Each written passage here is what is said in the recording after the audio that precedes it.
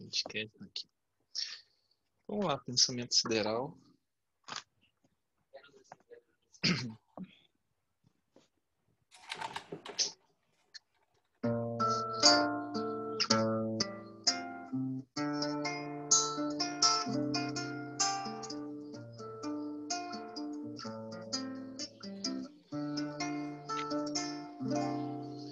Quero ser um anjo, quero ser imortal, quero ser um pensamento sideral. Quero viajar na velocidade da luz, ir aonde o pensamento me conduz. Me leva até onde o céu está. Nem dor, nem medo não. Na luz que extermina a escuridão, na paz, na voz que me faz ressoar. Um anjo, quero ser imortal, quero ser um pensamento sideral. Quero viajar na velocidade da luz, ir aonde o pensamento me conduz. Andar sem precisar de chão, voar nem asas nem balão. Liberdade, o meu porto final, na paz, na voz que me faz ressoar. Quero ser um anjo, quero ser imortal, quero ser um pensamento sideral.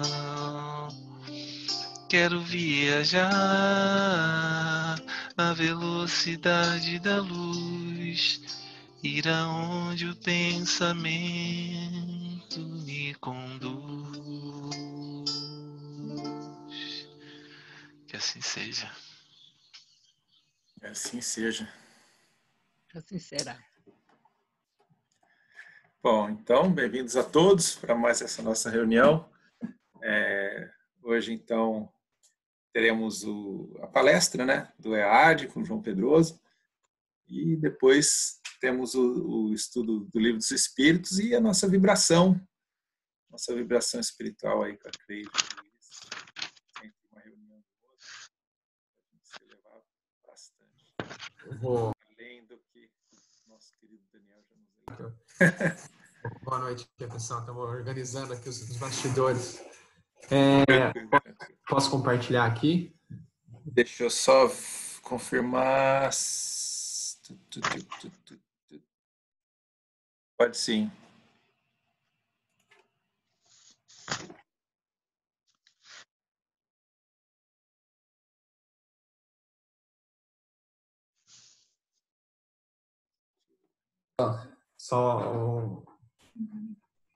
Vamos lá.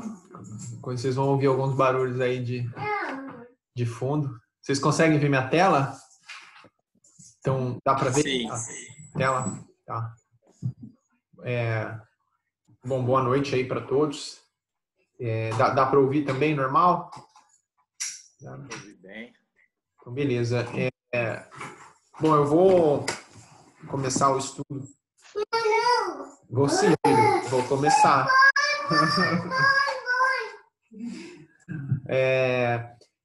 E hoje o tema é esse impositivo da renovação. Eu acho interessante. Ele não é um tema assim que ele te avançar muito em conceitos teóricos da doutrina, né?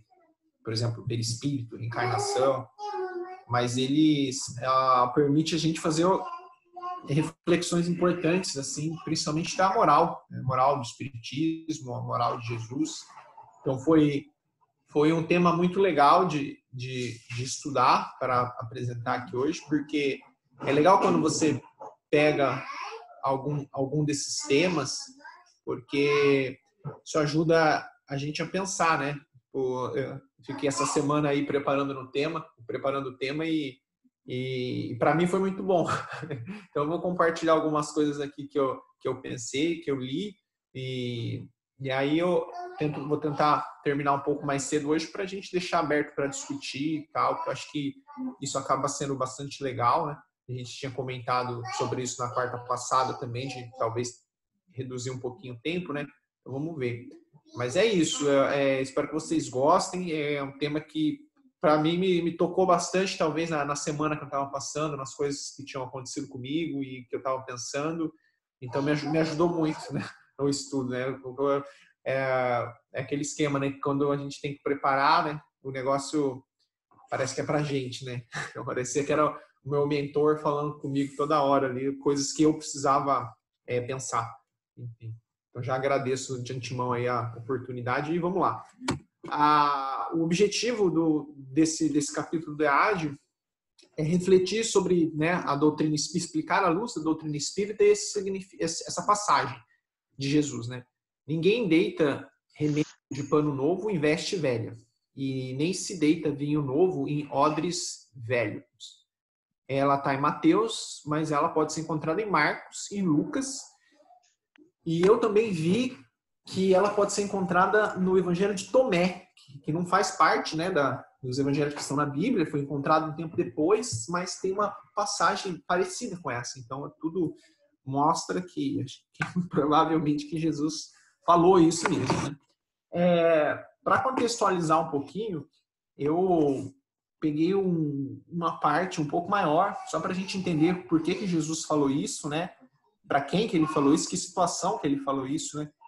Que às vezes é interessante a gente interpretar. Então eu peguei, eu vou focar mais a aula nessas duas partes, mas eu peguei lá, que foi mais ou menos assim, né? Então os discípulos de João Batista e os fariseus que estavam jejuando e perguntaram. Então eram os discípulos de João e alguns fariseus que eles faziam jejum, né? O jejum físico, né? De alguns alimentos. Os discípulos de Jesus não faziam o jejum. Então eles foram questionar Jesus sobre isso, né? Eles perguntaram: por que é que nós, discípulos de João e dos fariseus, jejuamos frequentemente e fazemos longas orações, e os teus, pelo contrário, comem e bebem como faz toda a gente? Então é interessante aqui a gente pensar, né? Porque isso é só uma passagem mostrando que Jesus sempre combateu, né, os rituais exteriores, né, as práticas exteriores, né? Então, quando a gente entende o jejum aqui, que é importante para a gente, é o jejum espiritual, no sentido de combater as nossas dificuldades, né? Falar, então, eu vou fazer um jejum da maledicência, né? Não vou mais falar mal de ninguém, né? Jejum do egoísmo. Então, seria esse jejum que seria o mais interessante, não o físico, né? Não restringir alimentos que, dependendo da situação, quanto tempo você vai ficar sem comer, né? Isso pode fazer um mal tremendo. Então, essa era a questão, né? Mas o povo daquela época talvez não tinha essa interpretação. Eles achavam que alguns movimentos exteriores eram importantes, e então eles não estavam entendendo, né, o que Jesus estava fazendo. Jesus, ele, em algumas situações várias, eu diria, ele balançava a interpretação das pessoas, né? Ele vinha trazer coisas novas. Então, aqui é um exemplo desse. Daí Jesus respondeu, por acaso podem jejuar ou ficar tristes os convidados do casamento enquanto o noivo está com eles? Então essa é a pergunta que ele faz, né? Quem pode ficar triste os convidados quando o noivo está com ele? Enquanto o noivo estiver com eles, não pode jejuar. Dias virão, porém, em que o noivo lhes será tirado, e então, nesses dias, jejuarão. Eu acho interessante aqui que acho que talvez os discípulos de João aqui, os fariseus, não devem ter entendido nada que Jesus falou com essa passagem, né? Eles perguntaram uma coisa, Jesus meio que respondeu outra, né? Que o que tem a ver casamento e convidado. A interpretação que eu faço aqui é que o Jesus está fazendo uma figura de linguagem que o noivo seria ele, né? E os convidados, seus discípulos. Então, quando ele fala aqui que dias virão, que o noivo será tirado e eles nesses dias jejuarão, para mim, pessoalmente, eu entendo essa parte como Jesus meio que profetizando que mais cedo ou mais tarde ele partiria, voltaria para o plano espiritual, e os seus discípulos, que seriam os convidados, eles começariam então a fazer os seus desafios, os seus trabalhos, e aí dentro do seu trabalho teria os sacrifícios, que isso poderia ser interpretado aqui como esse jejum. E aí ele segue, ó. Como ele deve ter percebido que o pessoal não entendeu muita coisa, aí ele seguiu dando o exemplo, né, de parábola. Aí que ele fala a nossa passagem aqui, ó. Ninguém costura remendo de pano novo em roupa velha, porque o remendo novo, pelo fato de encolher, repuxa a roupa velha e o rasgão torna-se maior. Também o remendo do novo não combinará com a roupa velha. Então ele está falando que quando você põe um remendo novo numa roupa velha, quando você vai lavar a roupa, esse tecido novo ele tende a encolher, encolhendo, ele repuxa, né, o pano velho e acaba rasgando. Então isso que ele quis mostrar a figura de linguagem aqui é essa. Né? E na sequência ele faz a mesma coisa com vinho. Né? Ele fala, ó, e ninguém põe vinho novo em odres velhos. A odres, a gente vai ver ali na frente, mas era como se fosse um recipiente feito por tecido de animais, que servia, acho que é couro de animais, que servia para carregar vinho naquela época. Então ele fala, ninguém põe, né, vinho novo em odres velhos. Caso contrário, o vinho fará arrebatar os odres, e o vinho se derrama e perde-se os odres. Coloque-se antes vinho novo em odres novos, para que ambos se conservem. E ninguém há que, bebendo vinho velho, queira logo beber do novo, porque diz o velho é melhor. Essa passagem aqui, essa última frase, ela não se encontra no livro do EAD, mas eu trouxe aqui para a gente pensar um pouquinho nela, porque tem uns pontos interessantes aqui também. Bom, então é isso. Passagem, principalmente, que a gente vai focar nesses dois últimos parágrafos. Então, só para a gente entender o que Jesus quis dizer aqui, é isso que eu falei, né? Então, eu peguei uma foto aqui, essa é uma foto para exemplificar essa parábola, que é basicamente isso aqui, né? Ó, o pano novo ainda não tinha encolhido com as lavagens, de modo que o uso do pano novo em roupa velha causaria o rompimento da roupa velha, pois o pano novo vai encolher quando for lavado, né? Como a gente pode observar dessa forma. E aqui do odres, eu não sei como é que fala, se alguém souber, pode me corrigir. Não sei se é odres ou odres, eu não tenho noção. Se alguém souber aí, pode falar. Eu vou falar odres, mas eu não estou muito certo disso. Odres velhos tinham sido esticados até o limite. Então aqui a gente tem o odres, que quando ele é velho, significa que ele já foi esticado até o limite. E quando você põe o vinho novo, o que acontece? O vinho vai fermentar, né? E essa fermentação iria expandir o espaço aqui dentro por causa da criação de gases na hora da fermentação e teria que fazer uma extensão no odres e por ele ser velho, ele não aguentaria essa extensão e ele romperia. Né? Isso eu pesquisei que eu não fazia a mínima ideia disso. Né? Mas então o lance que a gente pode entender aqui, que eu trouxe, que eu acho que a ideia principal dessa passagem seria mais ou menos isso. Ideias novas não são sustentadas em conceitos antigos. Né? Então é isso que quer dizer essa passagem. E faz todo sentido se a gente pensar não no lado espiritual. Né? Vamos pensar primeiro no lado espiritual, mas se a gente pensar para o lado da nossa vida, por exemplo. Para eu modificar alguma coisa, eu preciso modificar por completo. Senão, essa modificação não vai funcionar.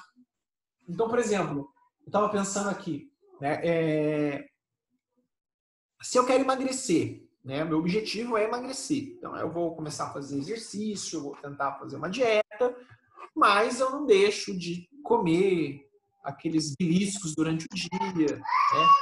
Aquele chocolate depois do almoço, né? Final de semana sempre tem a cervejinha.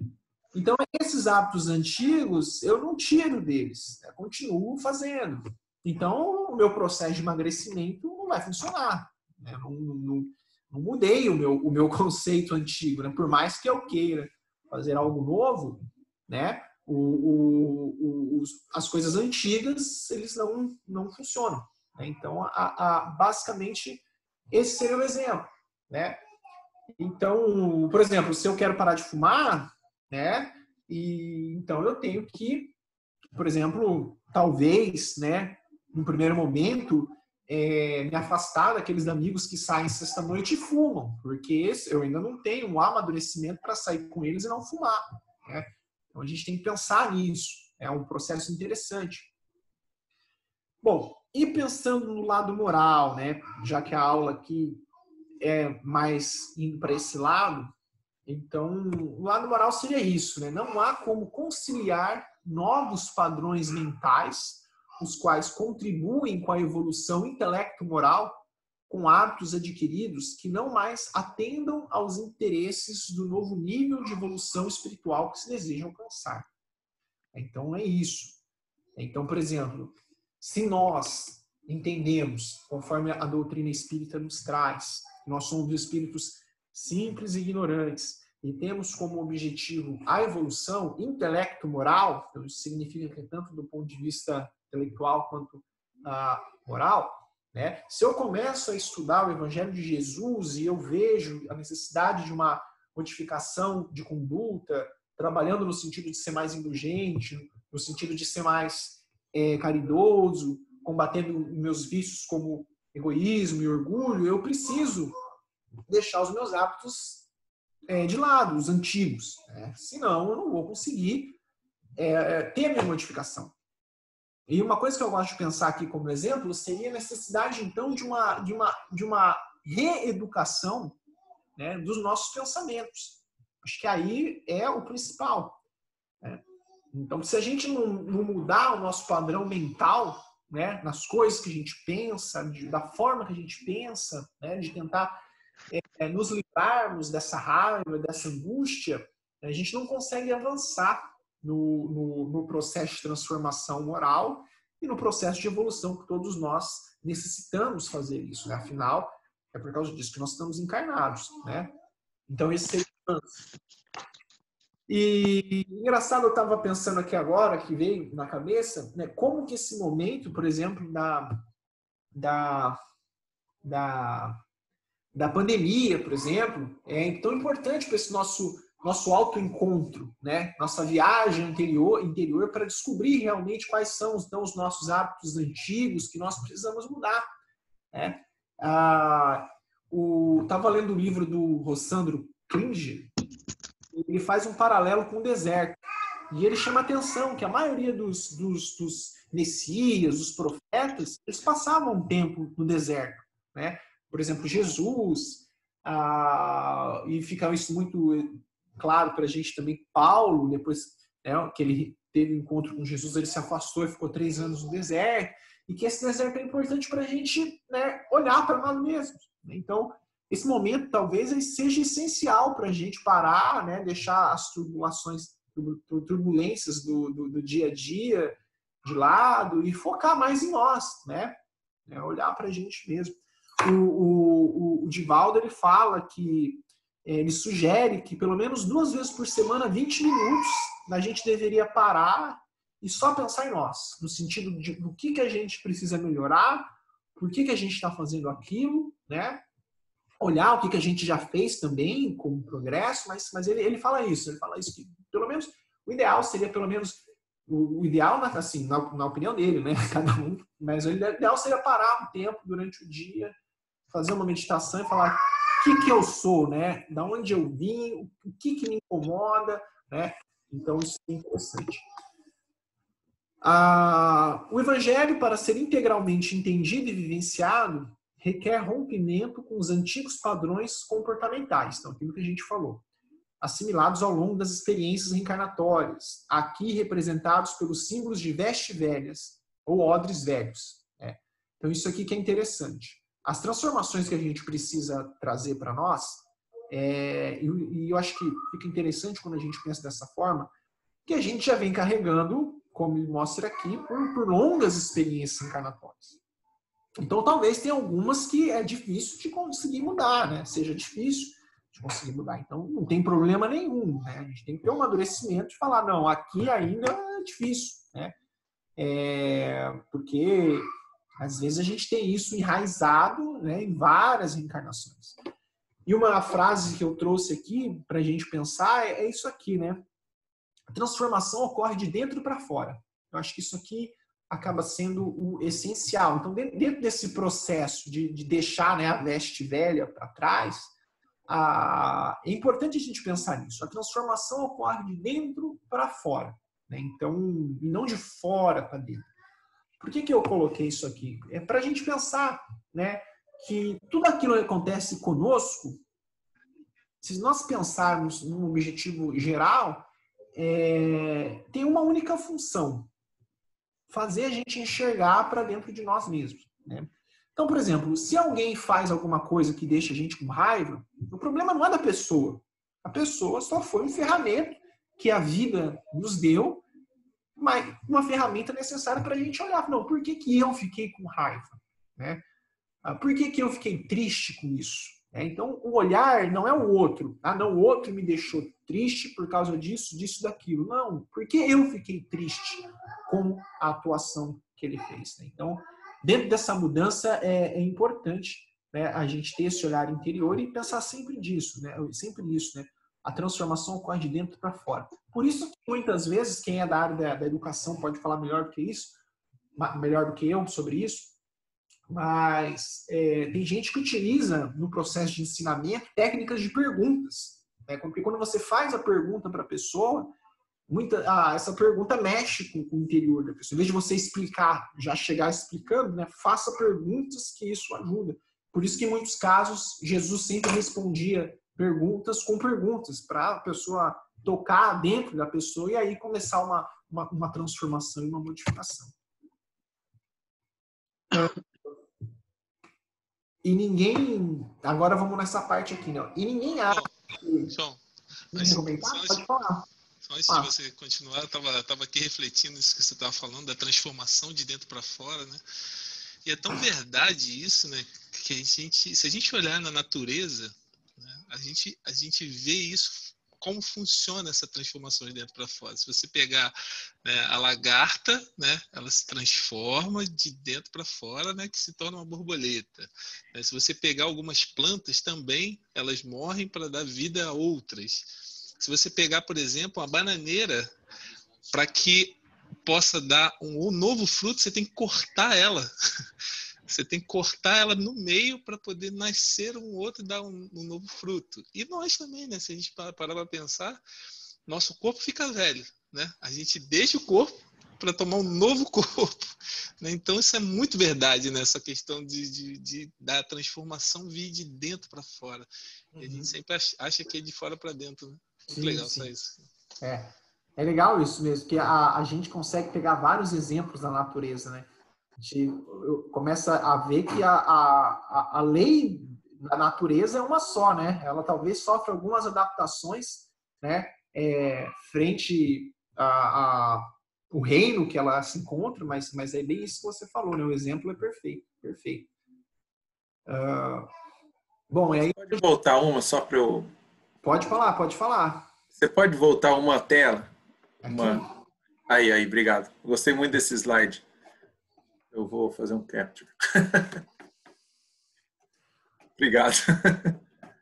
Pode continuar. Beleza. Bom, então vamos continuar aqui. E ninguém há que bebendo vinho velho queira logo beber de novo, porque diz, o velho é melhor. Aqui é interessante, aqui é muito interessante. Eu gostei muito de pensar nessa frase. Porque o que ele quer dizer aqui, né, segundo a interpretação que eu busquei, é isso aqui, ó. Em níveis menos adiantados de evolução espiritual, há uma tendência de acomodação, que tende a impelir qualquer mudança para o nível evolutivo mais avançado. Então o grau evolutivo que nós nos encontramos, muitas vezes, nós acabamos ficando acomodados, né? Nós sabemos que, enquanto espírito, nós não regredimos, mas muitas vezes ficamos acomodados, o que nos impede de evoluir, né? E aí vem, né, a divindade e carinhosamente nos convida para o processo evolutivo, né? Então, aqui, ó, Deus, em sua infinita misericórdia, possibilita aos seus filhos a capacidade de desenvolver talentos, sentir vocações e de encontrar oportunidades que faculte ao espírito aproximar-se cada vez mais das venturas do seu reino de amor e justiça. Quer dizer, a alegoria que a gente pode fazer aqui é o seguinte: quem gosta do vinho velho, dificilmente, e eu tenho um grande problema com isso. Quando eu gosto, por exemplo, de uma coisa, dificilmente eu experimento alguma coisa nova, porque eu sou acomodado, vamos dizer assim. E é o exemplo que ele está dando, né? Quem gosta muito do vinho velho não vai querer tomar o novo. Ele vai falar: para que eu vou tomar o novo? Eu já estou bem com o vinho velho, já estou acostumado com o vinho velho, eu não quero, né, desafios, né? E trazendo para a nossa vida espiritual, muitas vezes nós nos encontramos assim. Ficamos ali várias encarnações estacionados, sem querer evoluir, porque às vezes evoluir custa, né, sofrimento, custa empenho, e a gente acaba ficando estacionado. E o que ele mostra aqui é que todo mundo evolui, né? Todo mundo evolui. Até o espírito mais inferior que a gente encontra, um dia ele vai chegar a ser o espírito de luz, no tempo dele, conforme Deus possibilite isso, mas isso vai acontecer.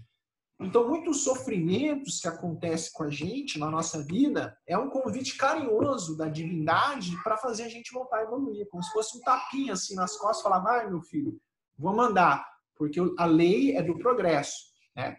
E por que eu estou falando isso para vocês? Porque o momento em que a gente se encontra de transição planetária é uma grande, segundo a gente lê nos livros, principalmente nas obras de Kardec, enfim, o que a gente, no espiritismo, né, no espiritismo raiz, a gente vê que esse momento que a Terra está passando é um momento maravilhoso do ponto de vista para alguns espíritos que se encontram nessa condição, acomodado, a dar o seu passo para frente, né? Claro que a gente tem aqueles espíritos inferiores como a gente já ouviu em vários lugares, que vão ser convidados a ir para outros planetas, mas tem aqueles que não são necessariamente ruins, mas estão parados, né? E aí vem as dificuldades que nós estamos passando para convidar esses espíritos a seguir o seu caminho evolutivo.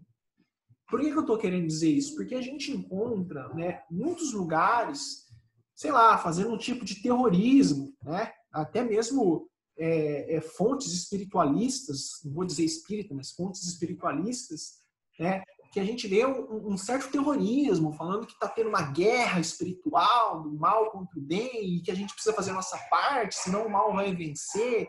Eu não sei, né? Pode ser que eu esteja errado, mas dentro do que a gente lê na doutrina espírita, não é nada disso que está acontecendo.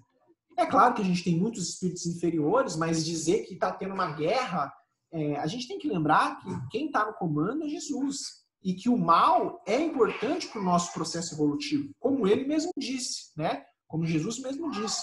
É importante que haja o escândalo, né? Mas por quem, né? Ai de quem seja ferramenta do escândalo. Então, o que eu quero dizer para vocês é que está tudo sob controle. Se estamos passando por essa dificuldade, é porque essa dificuldade é importante para a gente. E não porque os espíritos do mal estão ganhando a guerra. Não existe isso. A partir do momento que Jesus falar, já deu, acaba. O bem sempre vence. Não tem qualquer chance do mal vencer.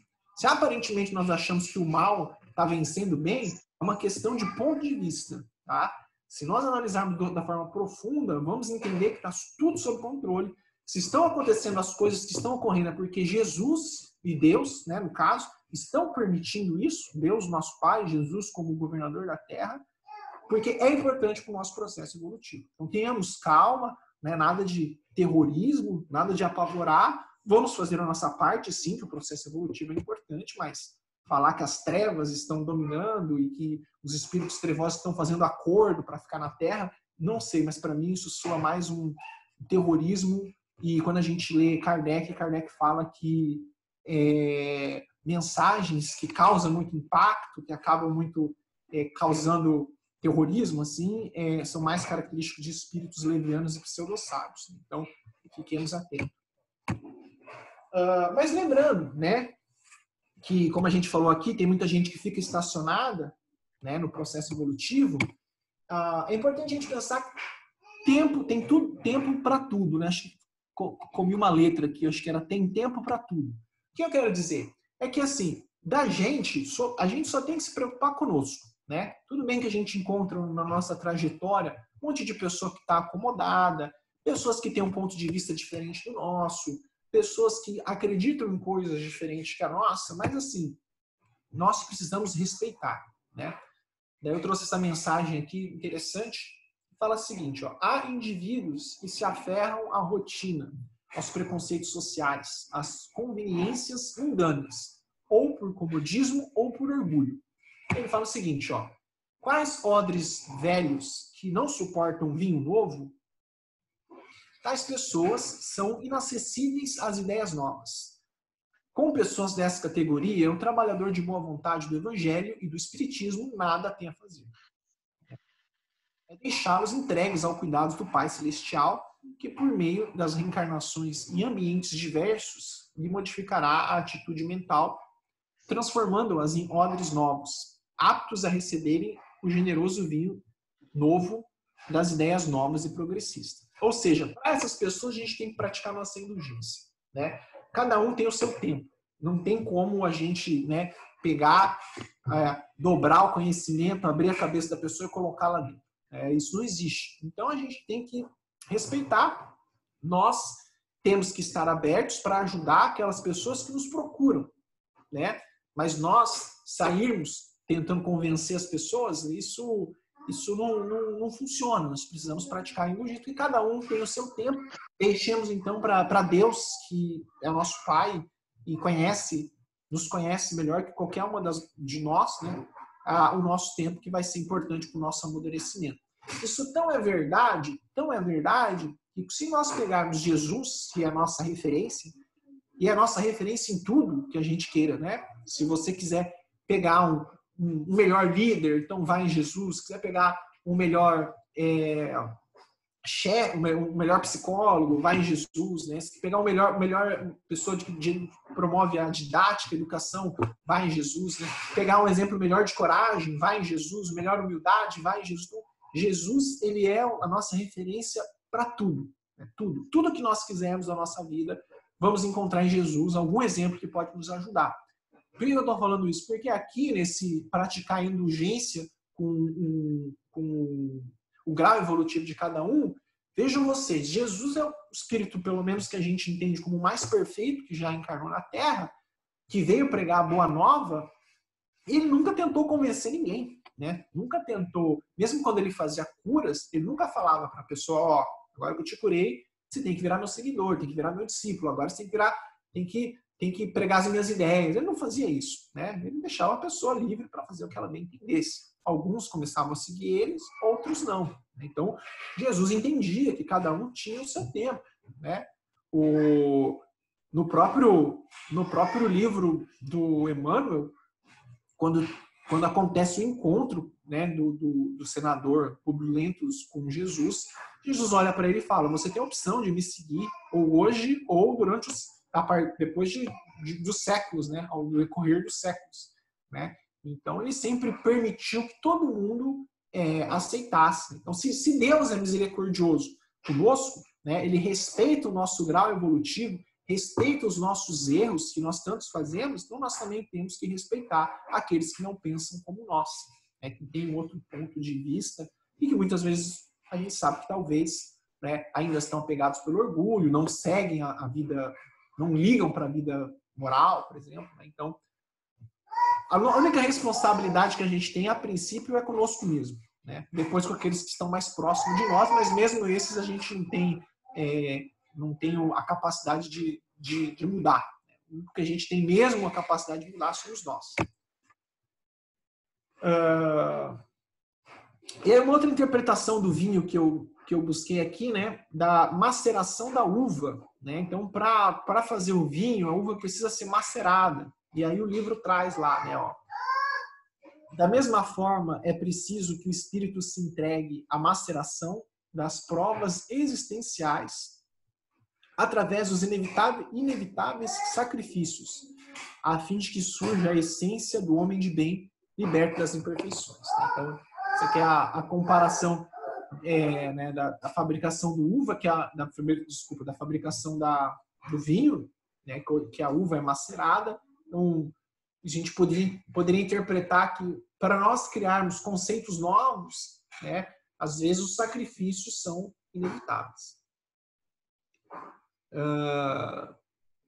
E a passagem nos convida à mudança, né? A passagem nos convida à mudança. Então ele traz aqui, primeiramente, dentro de nós mesmos. Então isso aqui que é interessante, como a gente falou, né?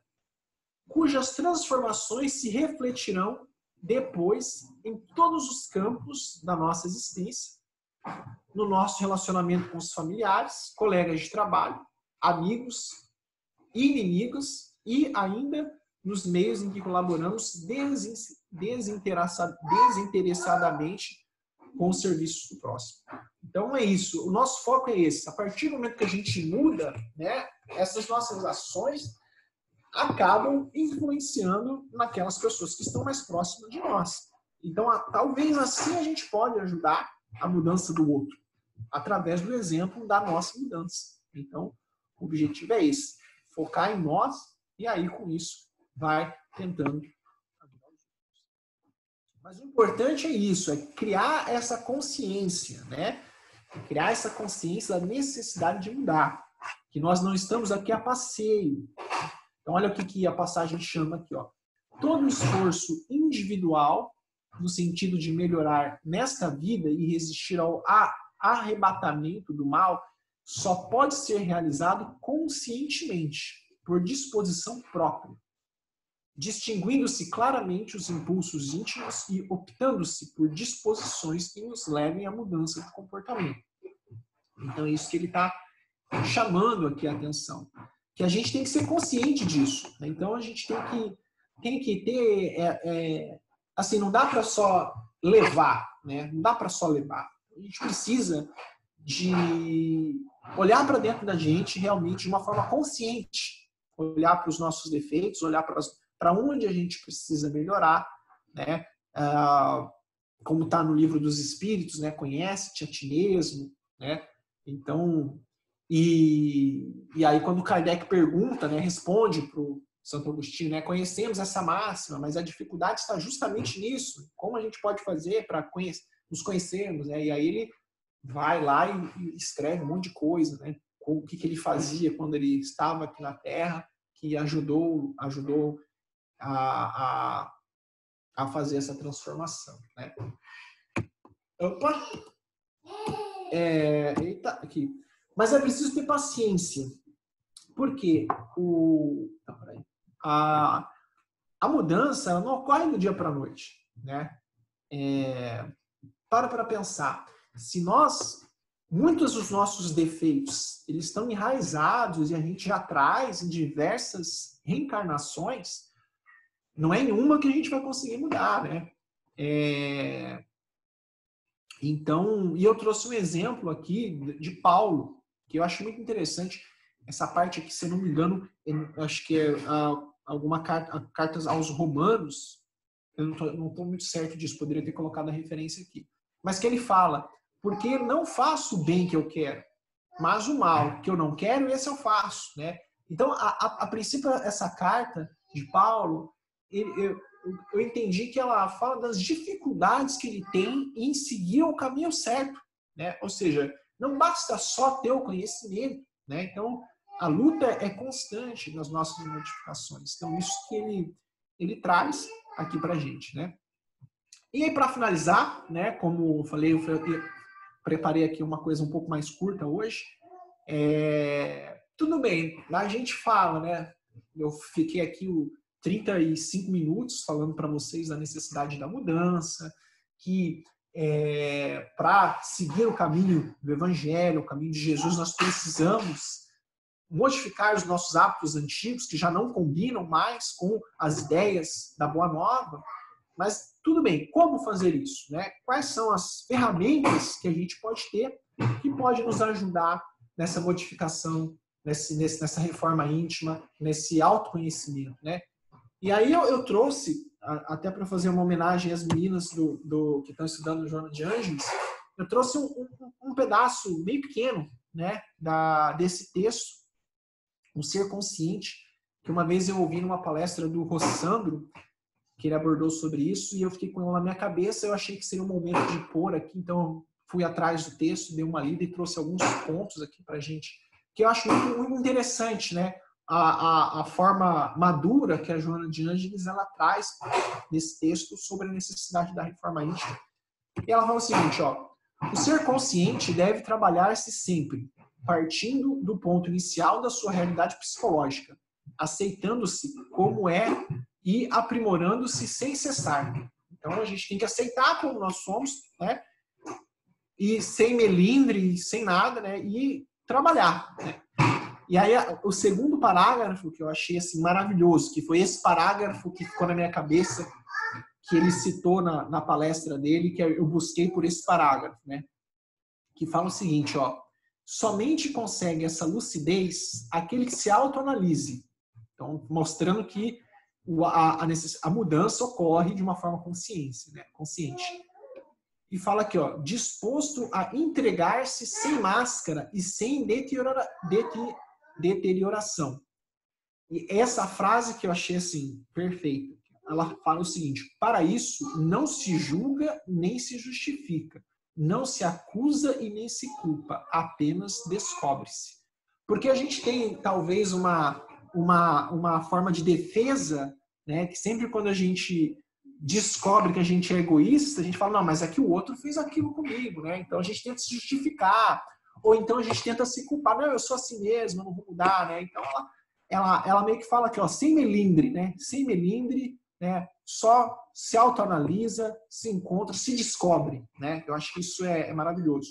Porque é isso que a gente tem que fazer, porque senão a gente nunca vai, de uma forma madura, olhar para os nossos defeitos, porque senão quando a gente descobrir, né, que, por exemplo, eu sou muito vaidoso, e aquilo vai me derrubar, né? E aí me derrubando eu não vou ter forças para conseguir lutar contra essas minhas dificuldades. E por isso que ela coloca isso, né? Não se julga, não se justifica, né? Nem se culpa, apenas descobre-se. E aqui eu sei que eu já comentei sobre isso em outros estudos, mas aqui acho que cabe de novo comentar. Paulo, né, quando Jesus apareceu para ele fez justamente isso. Só se descobriu, viu que o que ele estava fazendo estava errado, falou: Senhor, o que queres que eu faça? E ainda nesse texto ela traz algumas ferramentas que poderia ser interessante para esse autodescobrimento e essa modificação interna. Então ela chama atenção para o alto amor, né, que ensina a encontrar-se e desvela os potenciais de força íntima nele jacentes. A autoestima, né, leva-o à fraternidade, ao convívio saudável com o seu próximo, igualmente necessitado. A oração, né, amplia-se a faculdade de entendimento da existência e da vida real.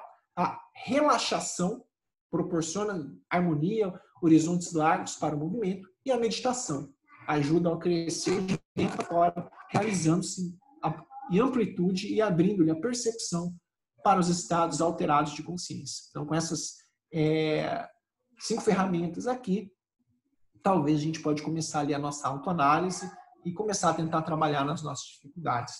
Então é isso, pessoal, que eu tinha para falar hoje. E aí a gente tem uns minutos aí para discussão, né, para o talk aí. Muito obrigado. Muito legal, obrigado, João. Muito obrigada, João. Maravilhosa explicação e eu adorei a homenagem aí com a Joana. E você falou também da técnica de perguntas, né? Aí me fez pensar em Sócrates, né? Que ele usava maiêutica, isso? Maiêutica, né? Que era justamente isso, e é um exercício interessante para a gente fazer sempre com a gente, né? Igual criança. Mas por quê? Mas por quê? Mas por quê? Vai indo e vai puxando essa autoanálise. E maravilhoso. Obrigada. Se você pegar todas as técnicas hoje de autoconhecimento, são baseadas em perguntas. Todas. Né? Se você pegar, por exemplo, no Evangelho segundo o Espiritismo, o que Santo Agostinho diz para a gente fazer, para a gente se autoconhecer, é tudo baseado em perguntas. Né? A gente não se faz essas perguntas. Quando a gente está sentindo alguma coisa, né, quando a gente não está bem, a gente não se faz pergunta: por que eu não estou me sentindo bem? O que aconteceu? A gente não faz uma autoanálise. A gente simplesmente vai deixando o barco levar, a gente fica sentindo, a gente não conversa com a gente mesmo. Se a gente começar a fazer essas perguntas a nós mesmos, a gente vai melhorar muito. Porque acho que falta muito isso. Esse é o ponto da autoanálise, né? Se perguntar para essas respostas. Eu acho que às vezes o que falta mesmo também, falando no meu caso, né? Mas às vezes é coragem, né? E a gente tem medo de fazer as perguntas e encontrar algumas coisas ali que a gente prefere não encontrar, né? Então, precisa de coragem também, né? Para fazer isso. Disposição, coragem, realmente. E é interessante a questão da gente se analisar conscientemente, né? Falando que essa evolução tem que ser consciente. E tem tudo a ver com isso que o Daniel está falando, da gente fazer as perguntas, como o Santo Agostinho sugeriu mesmo. Eu tive alguma oportunidade de fazer o bem que eu não aproveitei, eu deixei de ser útil quando eu poderia ter sido hoje, né? E isso é a análise consciente das coisas, né? Então é interessante que a gente já tem uma evolução espiritual, e é interessante que tem no Livro dos Espíritos que o instinto muitas vezes é infalível, ele tem já uma... Por quê? Porque ele tem uma inteligência adquirida no sentido da sobrevivência, no sentido de muitas coisas. Difícil distinguir onde que é o instinto, onde que não é, mas o exercício evolutivo passa pela consciência, né? E aqui, o ser consciente, da Joana de Ângeles, né? Novamente. E aí, a importância da crítica, da pergunta, da crítica no sentido de mim mesmo, principalmente, né? Das coisas também, das coisas que têm lógica, são racionais, mas a gente se autocriticar, se entender. E aí é muito interessante a maneira que é completado tudo isso, né? Porque a gente estava estudando no grupo da Joana de Ângeles mesmo, né? Até um item que a Fran pôs lá, o Jung fala que a vontade consciente ela gera uma reação do inconsciente, tende a se equilibrar, né? Então o inconsciente às vezes solapa o consciente, mas a crítica e a vontade constante, igual o João falou no final, sem pressa, porque não dá para querer se apressar muito. Então é uma construção, né? Aí ele põe aí autoamor, autoestima, oração para se ligar, né, com Deus, relaxação, meditação, muito legal. E é muito importante. Que... Pode falar, Thaís. Não, já falei. Não, eu ia dizer que acho que tem tudo a ver isso que o João falou, a gente não tem coragem, né, de fazer essas perguntas porque nos falta autoamor.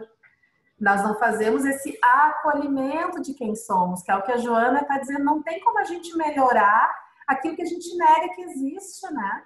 Então a gente precisa se acolher, e é o autoamor que faz isso, né?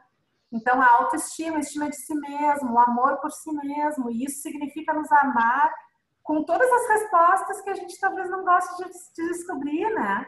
E geralmente a gente vai encontrar muitas respostas que a gente não gosta. Então eu particularmente trabalho bastante a questão do autoamor em mim mesma para poder ter essa base e dizer, ok, eu sou isso, sem máscara, sem fazer de conta, sem culpa, eu sou isso aqui.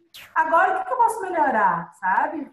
Tudo bem, eu já fui pior, eu já estou melhor do que eu era, né? Então, a gente também tem que se aceitar e se acarinhar nesse sentido, né? Eu acho que o alto amor é a resposta para a gente ter essa coragem de fazer essas perguntas duras às vezes.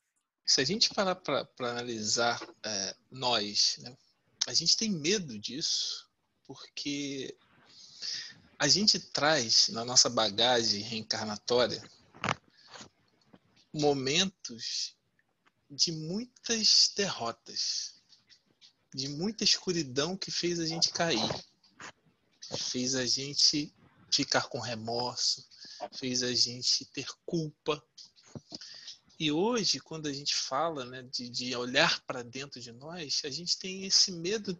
Às vezes a gente nem sabe por quê, a gente tem esse receio, porque a gente realmente vai encontrar muita sombra dentro da gente.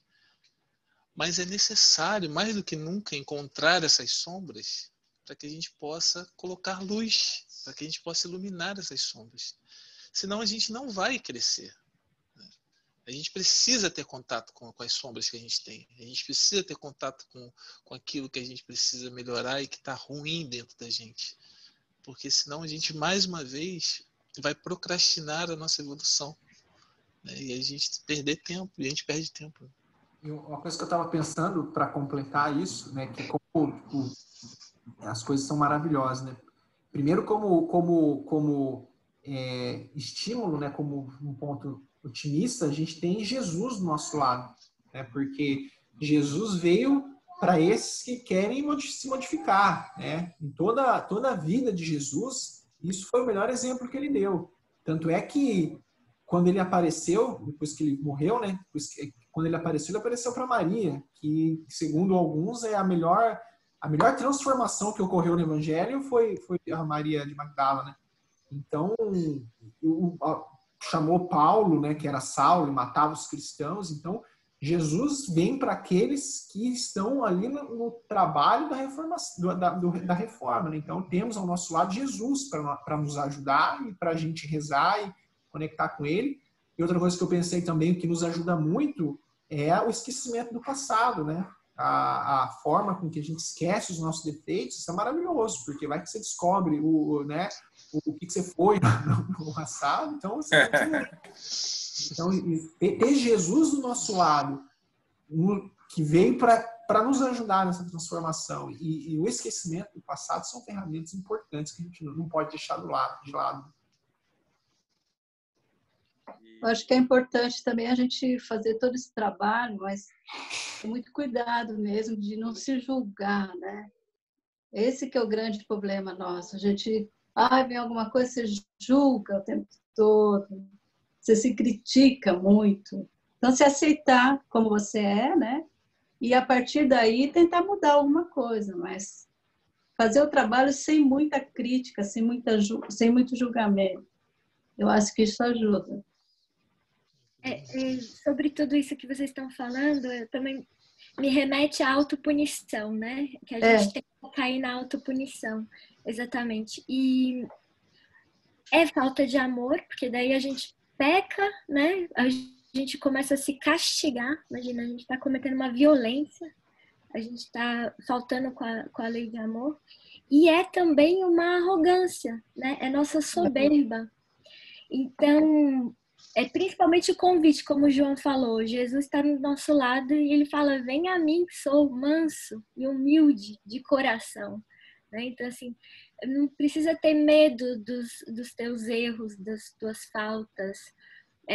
Acolha e muda. Né? A gente fica acolha e muda, exatamente. A gente fica o que eu posso fazer, né?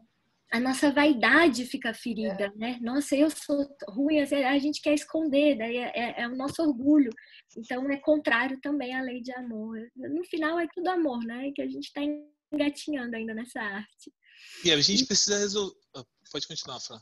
Não, e um outro comentário, assim, dessa coisa toda que a gente está falando, é que o Sócrates falava que ele tinha a mesma profissão da mãe, que era a parteira, né? Ela, porque é justamente dar à luz a consciência. E a Joana fala, o self ele só pode vir à luz pela consciência, que também é um parto, né? Então, só esse pequeno comentário. Você me fez lembrar que, assim, a gente precisa resolver essas culpas, né, que você e Cleide falaram, antes da gente desencarnar. Sabe por quê? Porque eu tenho lido bastante. E a maioria dos espíritos que hoje estão no umbral culpa, se sentem culpados. Eles não se perdoam. E acham que aquela condição que eles estão ali é a condição que eles têm que ficar. Porque eles erraram de alguma maneira. E eu me lembrei de uma vez conversando com um amigo e falou assim, eu falei, cara, tem pouco que você não vai na igreja, né? Você está passando aí por um monte de dificuldade, porque você não busca. Ele falou, cara, eu não me sinto, eu acho que eu erro muito para ir num templo religioso, para falar com Deus, então eu prefiro não ir, prefiro ficar na minha.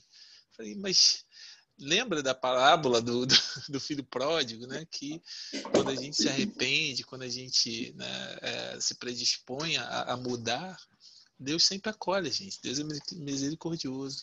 Mas não teve jeito, assim, sempre ficou com aquele pensamento. E a maioria, os espíritos estão lá, se sentem extremamente culpados. E os espíritos mal sabem explorar isso, né, Daniel? E exploram muito. Do lado muito. de lá, eles exploram isso. Exploram muito. Mas aí passa pelo que ele falou, o auto-amor, né? É você começar, você tem uma culpa, você errou em alguma coisa, mas aí você sempre tem que falar como é que eu posso fazer melhor, sabe? Você não pode viver no passado. Você fez uma coisa errada, tem consciência, ok, fiz isso, mas ok. tem pessoas que não conseguem ter essa positividade de mudar sozinhas. Elas precisam de um acompanhamento psicológico. Elas precisam ter contato com alguma coisa, né? Alguém ou alguma coisa que vai fazer com que elas mudem, porque sozinhas para elas é muito difícil. Para algumas pessoas é mas eu também falo, mas a gente está no mesmo barco, né? A gente acha às vezes que fez um trabalho enorme, né? Tá super bem e tudo mais. Aí você se coloca numa situação e você estoura tudo. Você fala, poxa, eu não aprendi nada, né? Volta a zero, né? Não é verdade? Às vezes você pensa, tô bem, já trabalhei isso, trabalhei aquilo, trabalhei. Agora vem uma situação e aquela situação mínima, pequenininha, te tira totalmente do seu centro. Aí você fala, ai meu Deus.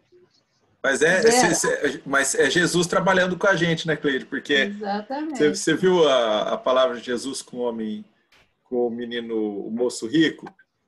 E aí ele falou que já tinha cumprido todos os mandamentos, né? Aí ele falou, tá bom, então vai, dá toda a sua riqueza para os pobres e vem, me segue. Aí ele falou, ops, isso aí já não dá. Então ele quis mostrar. Faltou uma. Ele quis mostrar assim, olha, o próximo passo está aqui, ó. Então, é um trabalho de vida, de existência, de eternidade, vamos dizer.